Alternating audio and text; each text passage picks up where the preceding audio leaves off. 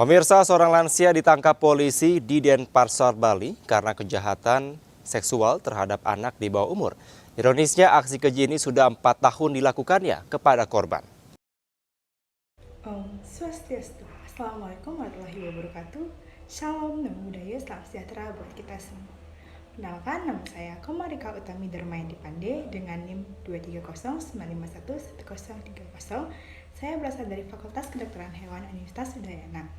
Nah, pada kesempatan kali ini saya akan membahas mengenai studi kasus yang saya pilih, yaitu lansia di Bali ancam dan perkosa anak tetangga berkali-kali selama 4 tahun. Pelecehan adalah tindakan yang merugikan, merendahkan, atau mempermalukan seseorang. Hal ini dapat menjadi bentuk pelanggaran hak seseorang untuk dihormati dan diakui keberadaannya. Dalam banyaknya kasus, pelecehan dapat berkontribusi pada pertentangan hak, terutama dalam konteks kekerasan, diskriminasi, ataupun perlakuan tidak adil terhadap kelompok minoritas ataupun rentan. Dalam hal ini, pertentangan hak dapat muncul antara hak individu untuk diakui sebagai bagian dari masyarakat dan hak untuk memiliki kebebasan dari intimidasi atau diskriminasi. Sebagai contohnya adalah pada kasus yang saya angkat pada kali ini.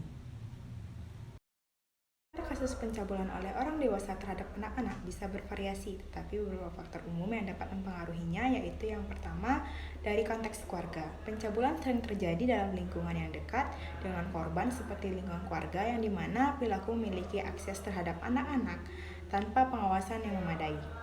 Yang kedua, itu ada faktor psikologis, yaitu pelaku bisa memiliki gangguan psikolog atau masalah emosional yang mendorong pelaku tersebut. Misalnya, mereka mungkin memiliki riwayat gangguan seksual ataupun riwayat trauma pada masa lalu. Yang ketiga, yaitu keterbatasan pengawasan, yang dimana pencabulan dapat terjadi ketika pengawasan terhadap anak-anak kurang baik, maupun di rumah, sekolah, maupun lingkungan dimanapun. Keterbatasan ini bisa mencakup kurangnya pendidikan seks dan ketidakpedulian orang dewasa.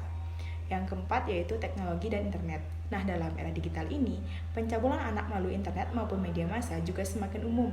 Anak-anak dapat dieksploitasi melalui perangkat elektronik, media sosial, ataupun situs web yang berbahaya. Yang kelima, yaitu tekanan dan manipulasi. Perilaku seringkali terjadi menggunakan tekanan manipulasi untuk mengancam terhadap korban untuk menjaga keinginan mereka. Nah, hal ini bisa membuat anak merasa takut untuk melaporkan kejahatan tersebut. Yang keenam, yaitu ada kebutuhan dan pemenuhan seks. Beberapa perilaku untuk mungkin mencari pemenuhan seks dengan cara melampiaskannya kepada anak-anak karena mudah dipengaruhi. Nah, penting untuk menyadari bahwa pencabulan terhadap anak-anak adalah tindakan ilegal yang serius dan harus ditangani oleh hukum. Perilaku dan perlindungan anak, keselamatan anak harus menjadi prioritas utama. Nah, pada kasus ini, pencabulan terjadi karena kakek tersebut tidak bisa menahan nafsunya karena melihat tubuh korban yang sangat bongsor seperti orang dewasa. Berikut akan saya tampilkan berita yang bersumber dari kompas.com. Lansia di Bali ancam dan perkosa anak tetangga berkali-kali selama 4 tahun. Menurut kompas.com, seorang kakek berinisial MS berumur 64 tahun di Denpasar, Bali, berkali-kali memperkosa bocah perempuan selama 4 tahun hingga korban mengalami trauma. Saat bereaksi, pria yang bekerja sebagai buruh proyek ini kerap mengancam akan memukul korban apabila tidak menuruti nafsu bejatnya. Kepala Polisi Restor Kota Kapolresta Denpasar, Kombes Pol Bambang Yugu Pamungkas mengatakan korban yang masih duduk di bangku kelas 1 sekolah menengah pertama SMP ini merupakan anak dari tetangga pelaku. Berdasarkan hasil pemeriksaan, perilaku melancarkan aksi kejinya tersebut sejak korban duduk di bangku sekolah dasar atau SD kelas 4. Tempat tinggal antara pelaku dan korban berdekatan, masih satu lingkungan, orang tua dan pelaku masih kenalan, kata dia kepada wartawan pada Selasa 29 Agustus 2023. Ia mengungkapkan peristiwa ini baru terungkap setelah ibu kandung korban melihat adanya perubahan perilaku pada anak gadisnya yang masih berusia 12 tahun tersebut. Selanjutnya, ibu korban melaporkan kejadian ini ke pihak kepolisian usai mendengar pengakuan dari anak gadisnya tersebut pada Kamis 24 Agustus 2023. Setelah mendapat cukup bukti, polisi lalu menangkap pria yang bekerja sebagai buruh bangunan ini di kediaman di Denpasar Selatan pada Jumat 25 Agustus 2023. Bambang mengutarakan terakhir kali pelaku melancarkan aksi kejinya setelah mengajak korban jalan-jalan dengan mengendarai sepeda motor pada malam hari sekitar bulan April 2023 lalu. Kemudian, pelaku membawa korban ke sebuah lapangan ada di Denpasar Selatan. Dia lalu memperkosa korban di pojok lapangan tersebut. Motif pelaku setelah dilakukan pemeriksaan, pelaku mengaku nafsu dengan melihat tubuh korban yang bongsor seperti orang dewasa, kata dia. Atas perbuatan pelaku dijerat dengan pasal 81 JO, pasal 76D, atau pasal 82 ayat 1 UU RI nomor 35 tahun 2014 tentang perubahan, serta Undang-Undang RI nomor 23 tahun 2002 tentang perlindungan anak dengan ancaman penjara paling lama 15 tahun.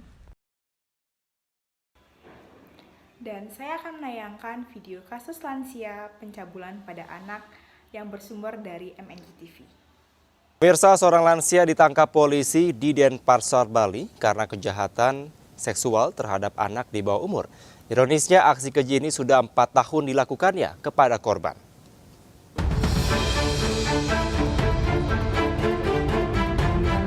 MS lansia berusia 64 tahun ini ditangkap jajaran Satreskrim Polresta Denpasar, Bali. Sebelumnya ia dilaporkan karena diduga mencabuli seorang anak berusia 12 tahun. Tersangka yang bekerja sebagai buruh bangunan ini melakukan aksi kejinya sejak 4 tahun silam atau sejak korban masih duduk di bangku kelas 3 sekolah dasar. Terakhir pelaku melakukan kejahatannya pada April 2023 dengan dalih mengajak korban jalan-jalan menggunakan sepeda motor. Setiap kali melakukan kejahatan, pelaku selalu mengancam korban agar tidak menyampaikan ke siapapun. Namun sejak itulah orang tua korban curiga dengan perubahan sikap anaknya. Ini masih kita mengakui bahwa bernafsu melihat badan korban yang bongsor seperti orang dewasa. Untuk tempat tinggal ini berdekatan, jadi masih satu lingkungan. Melakukan aksinya itu dari mulai tahun 2019 dan selalu melakukan ancaman, ya, melakukan pengancaman. Tersangka kini dijerat Undang-Undang Perlindungan Anak dengan ancaman maksimal hukuman 5 tahun penjara dan denda 5 miliar rupiah. Dari Denpasar, Bali, Indira Ari, iNews melaporkan. Kasus ini melibatkan tindakan kriminal serius terhadap seorang anak perempuan yang mengakibatkan traumatis. Kesimpulan dari kasus ini adalah bahwa pelaku telah melakukan serangkaian tindakan pemerkosaan terhadap korban yang berlangsung selama 4 tahun. Pelaku telah mengancam korban untuk memenuhi nafsu bejatnya. Saran untuk kasus ini adalah yang pertama yaitu penegakan hukum. Pentingnya untuk memastikan bahwa pelaku diadili sesuai dengan hukum dan menerima hukuman yang setimpal sesuai dengan pasal-pasal yang telah disebutkan dalam kasus ini. Yang kedua yaitu perlindungan korban. Korban perlu dilindungi untuk mendapatkan dukungan yang tepat, termasuk juga konseling dan bantuan psikolog untuk membantu pemulihan dari trauma yang telah dialami dan juga mental yang telah dirusak oleh sang peleceh. Yang ketiga yaitu pentingnya kesadaran.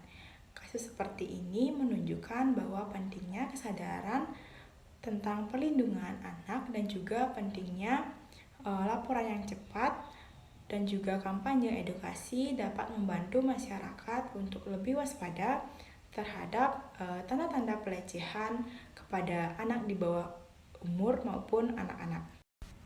Lalu selanjutnya yang keempat itu pencegahan. Upaya pencegahan tindakan kejahatan semacam ini harus ditindaklanjuti, termasuk pendidikan kepada anak-anak dan orang tua tentang bagaimana melindungi diri dan juga melindungi dari pelecehan seksual. Kasus ini menggarisbawahi bahwa pentingnya penegakan hukum yang tegas, perlindungan korban, dan juga upaya pencegahan untuk mencegah kasus-kasus serupa yang terjadi pada masa depan. Baik, sekian video studi kasus dari saya. Saya ucapkan terima kasih banyak dan juga saya minta maaf jika ada salah kata. Dan semoga video ini memberikan manfaat dan juga edukasi kepada kalian semua agar kasus-kasus seperti ini tidak terulang lagi ke depannya. Dan saya tutup dengan Prama Santi. Om Santi Santi Santi Om. Assalamualaikum warahmatullahi wabarakatuh. Shalom, namo buddhaya, salam sejahtera bagi kita semua.